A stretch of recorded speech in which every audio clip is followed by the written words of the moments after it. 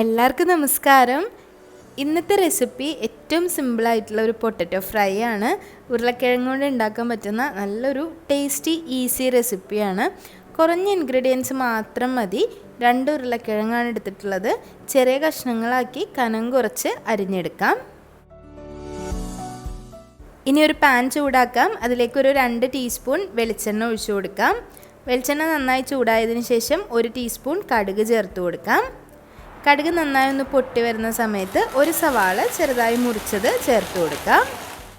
തീ ഒരു മീഡിയം ഫ്ലെയിമിൽ കീപ്പ് ചെയ്തിട്ട് ഒരു 2-3 മിനിറ്റ് ഒന്ന് വഴറ്റി കൊടുക്കുക. അപ്പോഴേക്കും സവാള ഒന്ന് വാടി വരും. ഈ സമയത്ത് ഇതിലേക്ക് കുറച്ച് കറിവേപ്പില ചേർത്ത് കൊടുക്കാം.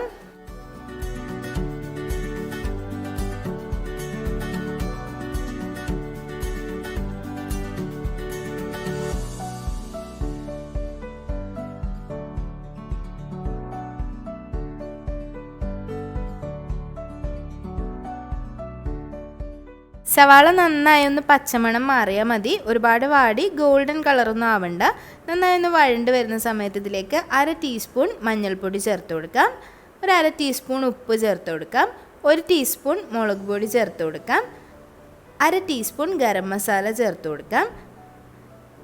ഇനി ഇത് നല്ലതുപോലെ ഒന്ന് വഴറ്റി കൊടുക്കാം. ഈ ഒരു സമയത്ത് ചെറിയ തീയിലിട്ട് വയ്ക്കാം. അല്ലാന്നുണ്ടെങ്കിൽ പൊടികൾ പെട്ടെന്ന് തന്നെ കരിഞ്ഞു പോകാനുള്ള ചാൻസ് കൂടുതലാണ്. ചേർക്കുന്ന ഇൻഗ്രീഡിയൻ്റ് ഓപ്ഷണലാണ്. സ്പൈസി ആയിട്ട് കുറച്ച് എരിവായിട്ട് വേണം എന്നുള്ളവർക്ക് 1 ടേബിൾ സ്പൂൺ ഇടിച്ച മുളക് അല്ലെങ്കിൽ ചില്ലി ഫ്ലേക്സ് കൂടി ചേർത്ത് കൊടുക്കാം. ഇത് ചേർത്താൽ പ്രത്യേക ഒരു ടേസ്റ്റ് ഉണ്ടാവും. പിന്നെ ചോറിനൊക്കെ കൂട്ടാനാണെന്നുണ്ടെങ്കിൽ കുറച്ച് എരിവോടെ എടുക്കുന്നതാണ് ഈ ഒരു പൊട്ടറ്റോ ഫ്രൈക്ക് ടേസ്റ്റി ആയിട്ടുണ്ടാവുക. ഇനി നേരത്തെ അരിഞ്ഞു വെച്ച 2 അത്യാവശ്യം വലിയ പൊട്ടാറ്റോ ഇതിലേക്ക് ചേർത്ത് കൊടുക്കാം. ഇത് അടച്ചു വെച്ചാണ് വേവിച്ചെടുക്കേണ്ടത്. അതിനു മുൻപ് ഇതിലേക്ക് ഒരു 1/2 കപ്പ് വെള്ളം ഒന്നങ്ങ് തളിച്ചു കൊടുക്കുക. ഒരുപാട് വെള്ളം ചേർക്കരുത്. വളരെ കുറച്ച് വെള്ളം മാത്രം ചേർത്ത് അടച്ചു വെച്ച് വേവിക്കാം. ഇനി വെള്ളം ചേർക്കാതെയും ഇത് വേവിച്ചെടുക്കാൻ പറ്റും. ചെറിയ തീയിലങ്ങ് വെച്ച് കൊടുത്താൽ മതി. ഇടയ്ക്കൊന്നെടുത്ത് ഇളക്കി കൊടുക്കണം. അടിയിൽ പിടിക്കാതെ ശ്രദ്ധിക്കണം.